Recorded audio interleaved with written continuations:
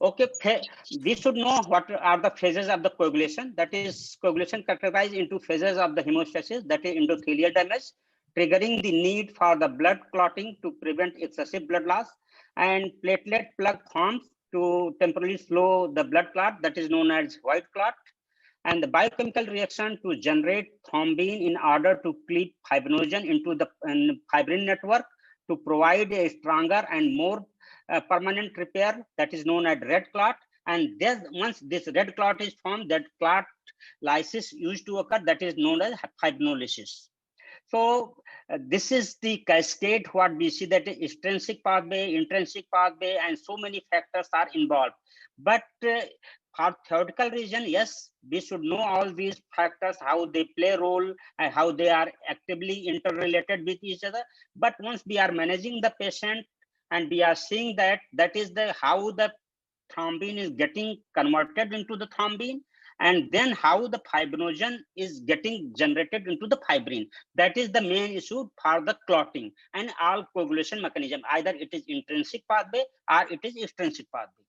So to test this coagulation, there are laboratory parameters, that is the PT or INR, activated partial thromboplastin time, fibrinogen, and platelet counts. These are the few investigatory things which we usually perform in any of the patients to assess the coagulation. But limitation is performed at the standardized temperature, performed on the plasma component, no information on clot stability over time, quantitative test, no information on hyperfibrinolysis, and it requires long turnaround times. Sorry, sir, I have to So stop you. coagulation test provide. Yes, sir. Okay. Sir आपको दोबारा share करनी पड़ेगी slides, क्योंकि zoom पे हमें दिख रही हैं बट यूट्यूब पे नहीं आ रहा है स्ट्रीमिंग पे। Now continue sir, it's okay. Okay, हाँ सर, आप शुरू कर दीजिए जहां पे आपने। Okay, so coagulation tests provide all the information needed to diagnose and treat disorder of the hemostasis. That is coagulation. These are the coagulation tests probably for the diagnostic purposes. But critically ill patients have coagulation disorder that are not adequately detected by or described by the conventional coagulation tests. So though they are helpful, routine investigation, they are helpful to diagnose the coagulation disorder, but in critically ill patients, probably these tests are just numerical value. Whereas viscoelastic coagulation tests measure the kinetics of the clot formation, that is the time needed for the clot to form, mechanical properties of the clot, that is tensile strength of the clot, and the time to dissolve this clot, that is the fibrinolysis of the clot, mechanism of the clot, how it is getting formed, the strength of the clot, and how the clot is getting dissolved. So tensile strength of the clot provides information about the capacity of clot to achieve hemostasis, adequacy of the quantitative factors available for the clot to form. So for this, that is the one test. There are different technology are available. Thromboelastometry, thromboelastography, and sonoclot are available. Most commonly used, that is the thromboelastography. There is thromboelastometry and sonoclot are also used. And basically, thromboelastography and thromboelastometry are nearly the same, whereas the sonoclot is a little bit different. So I'm covering just thromboelastography here. So why is everybody so excited about thromboelastography? Because thromboelastography monitors the thrombodynamic status of the blood. It measures the viscoelastic and mechanical property of the clot. And it assesses all phases of the hemostatic activity from the single sample of the blood. So just one blood sample is required to assess all this. The results are displayed in the graphical as well as in the numerical form. The hemostatic process is assessed continuously and rapidly. So that is continuously running. We can check at different time points that how the clot is getting generated and formed and how it is getting dissolved. So take principle is the monitoring of the hemostasis based on two factors. That is, in result of the hemostasis process is the single product, that is the clot, and the quality of the clot, that is rate, strength, and stability. How it is getting generated, what is the strength of this clot, and how stable this clot is. Here is the at the background right side, there is a normal thermoelastograph. So I'm coming on to this. So the formation of the clot is a net result of interaction between the cellular components of the blood and the coagulation protein. So that is the platelet and the coagulation protein interact with each other. The TEG monitors the shear elasticity or the mechanical properties of the developing clot and its subsequent lysis. So coagulation profile can be quantitatively and qualitatively interpreted in terms of the hypocoagulable, normal or hypercoagulable, and the degree of the lysis. That is technique how it is performed. That is 0.36 ml of the Cellite activated whole blood is placed in a special cylindrical cuvette, which is preheated to a temperature of 37 degrees centigrade, which is body temperature. The cuvette oscillates through an angle of 4 degrees 45 minutes, and each rotation lasts about 10 seconds. So that is the 6th cycle is covered in 1 minute. A pin suspended by the torsion wire is lowered in the blood sample, and fibrin platelet strands form as a result of clotting, link the cuvette and the pin together.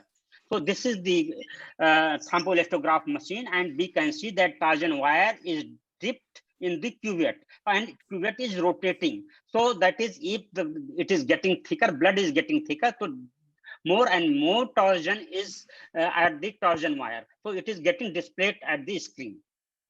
So the strength of fibrin platelet strength affects the pin motion. Stronger the bond, more is the movement of the pin. As the clot retracts or lies, these bonds are broken and the strength of the fibrin platelet clot decreases and the movement of the pin also decreases. So the movement of the pin is converted to an electric signal by a mechanical electrical transducer. The computer monitors the electric signal and the results are displayed on the screen as a TEG tracing. So here is the ideal TEG tracing, and it has a different component. I'm coming one by one. This is the that was the ideal tracing which is shown, and this is the normal thromboelastograph which is conducted on a patient. So use of fresh whole blood requires initiation of the TEG tracing, and within 4 minutes of the sample, it should be collected. So if we are giving a fresh blood, then samples should be run within 4 minutes. Mostly TEG uses citrated sample for the analysis. So our time and MA decreases over 30 minutes time when samples collected in citrated tubes. So samples should be allowed to sit for the 30 minutes for the stable value. If we are taking a fresh blood, it should be run within 4 minutes. If there is a possibility of not running within 4 minutes and we are taking in the citrated sample, then we should allow to sample to sit for the 30 minutes. Only after we should run the TEG clot forming and clot degradation parameters are reliable when the sample is run immediately or analyzed after 30 minutes and may be stored up to 4 hours in citrate or 3 hours in the heparin sample. So if we are taking the heparin, then up to within 3 hours we are analyzing, we are getting result. But if we are analyzing within 30 minutes after in citrated sample, then probably we are getting wrong results. And what are the components of the TEG parameters? That is R, reaction time. It is the time from the beginning of the trace until the amplitude of the 2 millimeter is reached. So this denotes the time taken from the placement of the blood sample in the cuvette to the initial fibrin formation. As soon as the fibrinogen getting converted into the fibrin and the trace is recorded up to 2 millimeter, that time is taken as the R time. It is time from the, sorry, K time, it is the time from the end of the R until the fifth level of the clot strength is reached, that is amplitude of the trace of the 20 millimeter. It means that is once the reaction is started from fibrinogen to fibrin formation and now burst has come, so amplitude reaches up to the 20 millimeter of mercury. So at this point of the time, we take a K time. Alpha angle is the clot formation rate. It is the angle of the trace from the horizontal at a point on the trace until the amplitude is 20 millimeter. It measures the rate of fibrin buildup and cross-link, and to some extent platelets also contribute to the angle. Both K and alpha measure the speed of clot formation or clot kinetics. That is, if fibrinogen in the blood is there, so there is a rapid generation of the fibrin, and that is the alpha angle may go up, and at the same time that is the K time will be less. So MA, that is a maximum amplitude. It is the measure of the maximum strength of the clot and assess the function of the platelet and to some extent fibrinogen also. So that is the MA. If we are seeing that TMA, it is the measure of the time to reach the MA. So here is the MA vertical line we are seeing, that is the maximum amplitude at this graph. And if we take it from the beginning of the clot, and this is known as a TMA. So time to reach the MA, that is TMA.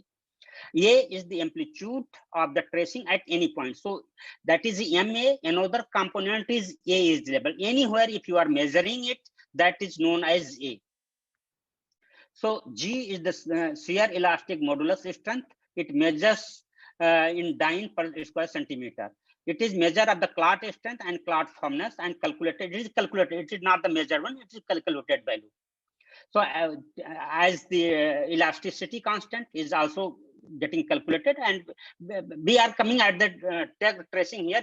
One by one, we will be seeing it.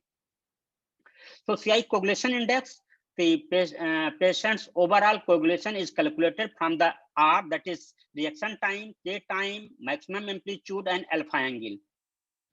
That you can see here that the CI in this case is 1.1, whereas 0.3 minus 3 to 3 is normal. So normal value are that is -3 to 3.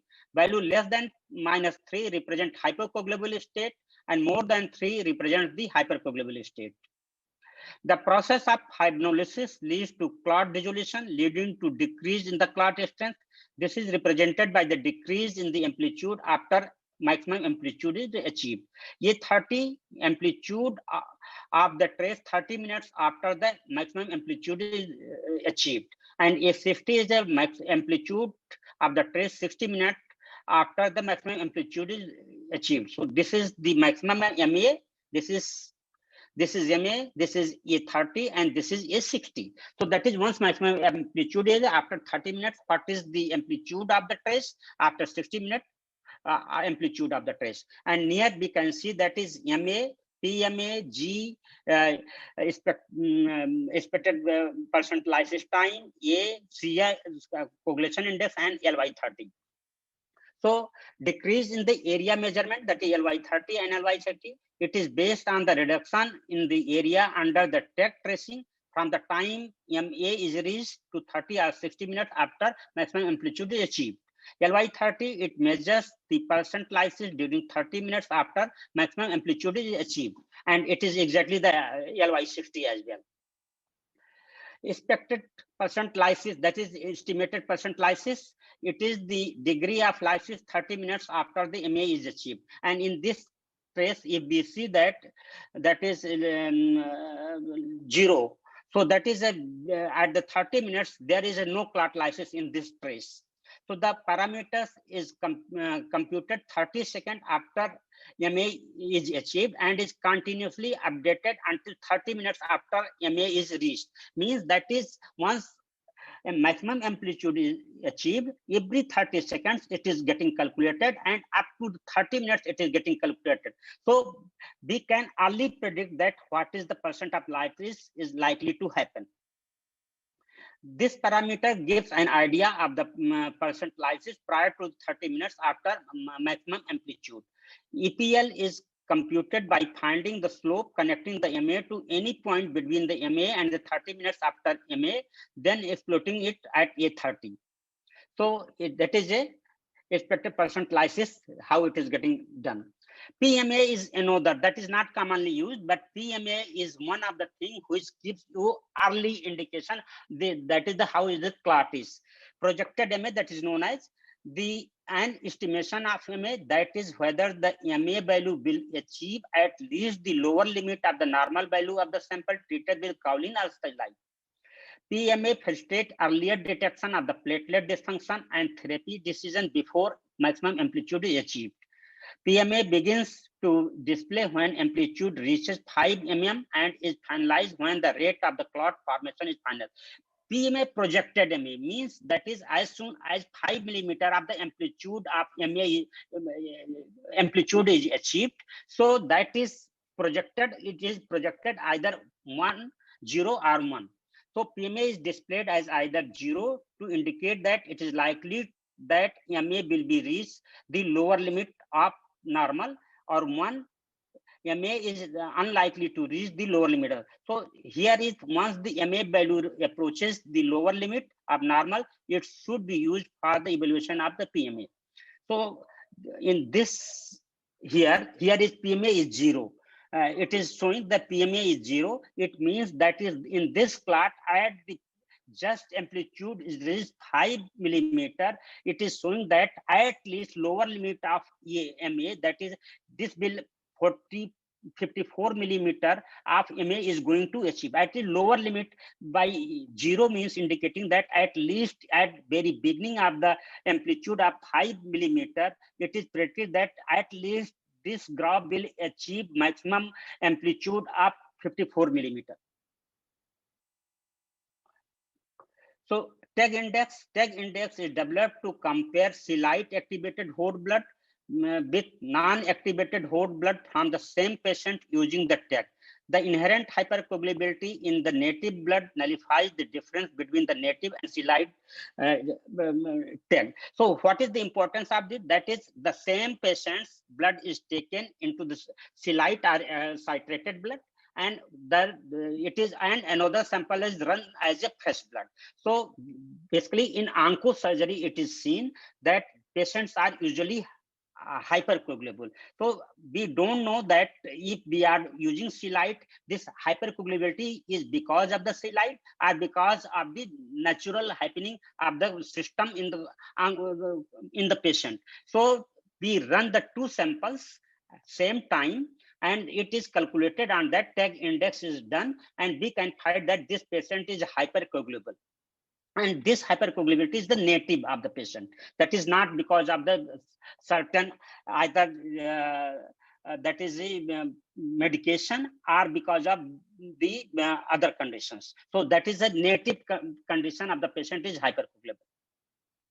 So tag parameters and conventional coagulation profile. Try to correlate tag parameters with conventional coagulation profile, but it is not possible to do so as both the techniques are different. So the conventional coagulation test measures the various components of the hemostasis in isolation and end with the formation of fibrin strands. The tag measures the various components of the hemostasis as they interact with one another. So here is some summary of that. R may correlate with the APTT time, alpha correlate with the fibrinogen and platelet concentration, MA correlate with the platelet function and fibrinogen, whole blood clot lysis index correlate with the euglobulin time, lysis time, fibrinogen degradation product, and so on. And what are the tag guided therapy? Prolonged R either signifies the deficiency of coagulation proteins or the presence of anticoagulant. It may be heparin or it may be any other coagulant. It can be corrected by administration of fresh frozen plasma. And the decreased alpha or prolonged K signifies the deficiency of fibrinogen and can be corrected by administration of cryoprecipitate. Here is the trace. We can see that is R, K, and alpha angle is low, MA is low, and PMA you see that it is 1. Means this trace is not, at very 5 millimeter of amplitude is predicting that this graph is not going to achieve the normal curve. So we can initiate our treatment much before that whole trace is done. A decreased MA denotes mainly deficiency of platelets and requires transfusion of platelet concentrate.